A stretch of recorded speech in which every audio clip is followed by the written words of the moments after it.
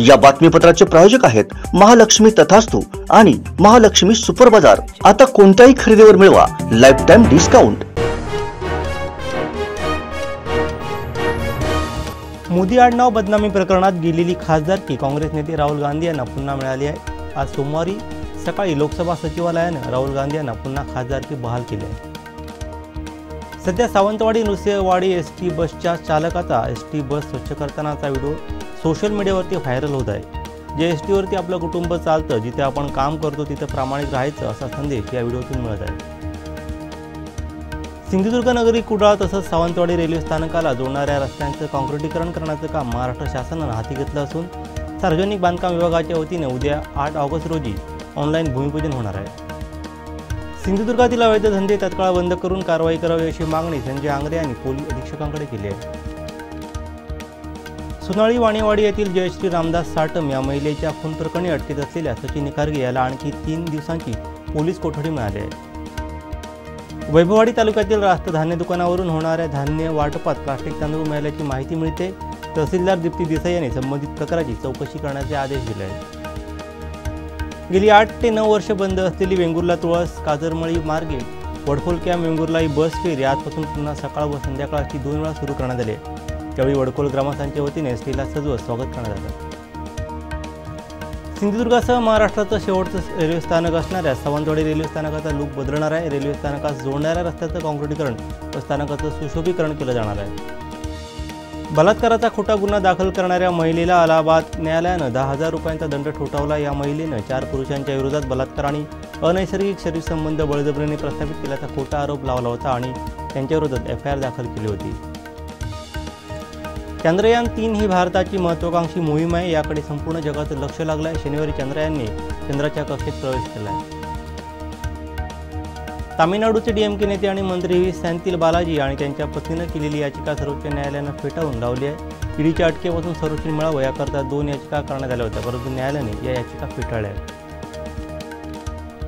गुजरात भाजपाचे प्रदेश महासचिव आणि पक्ष संघटनेतील मातब्बर नेते म्हणून ज्यांचा उल्लेख केला जातो त्या प्रदीप सिंह वाघेला यांनी आपल्या पदाचा राजीनामा दिला आहे।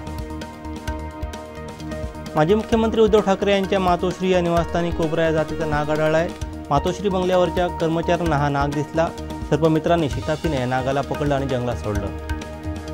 सांगली जिल्ह्यातील 11 पोलीस ठाण्यांच्या हद्दीमध्ये जप्त करण्यात आलेला सुमारे 1.25 कोटींचा गांजा न्यायालयीन प्रक्रियेनंतर जाळून नष्ट करण्यात आला आहे। 1998 पासून हा गांजा गोदामामध्ये पोलिसांच्या गोदामामध्ये बंदिस्त होता। सांगलीचे मनोहर भिडे आपले गुरुजी आहेत असं देवेंद्र फडणवीस म्हणतात। त्यांच्या गुरुजींनी गांधीपासून नेहरूंपर्यंत साईबाबांपासून महात्मा फुलेंपर्यंत सगळ्यांची निंदा सुरू केली आहे। तणाव निर्माण करून दंगली भडकवण्याची सुपारी असा आरोप खासदार संजय राऊत यांनी सामनाच्या रोखोक सदरातून केला आहे। अंधेरी येथील वर्सोवा येथून शनिवारी रात्री 8 वाजता मासेमारीसाठी समुद्रात गेलेली नौका उलटून एकाचा बुडून मृत्यू झाला तर 1 जण बेपत्ता आहे। एकाने मात्र पोहून समुद्रकिनारा गाठला आहे। पुणे भवानी पेठेतील टिंबर मार्केट परिसरात कोयता गँगनं दहशत माजून 3 तरुणांवरती कोयत्याने वार केल्याची घटना घडली। या प्रकरणी 10 जणांविरुद्ध खडक पोलीस ठाण्यात गुन्हा दाखल करण्यात आला आहे। पुण्यातील खडकी परिसरात राहणाऱ्या 16 वर्षीय अल्पवयीन मुलीवरती घरात बसून गुंडानं बलात्कार केल्याची घटना घडली। या घटनेमुळे खळबळ उडाली आहे। धर्मेश कांबळे वय 20 असं या आरोपीचं नाव असून त्याला अटक करण्यात आली आहे।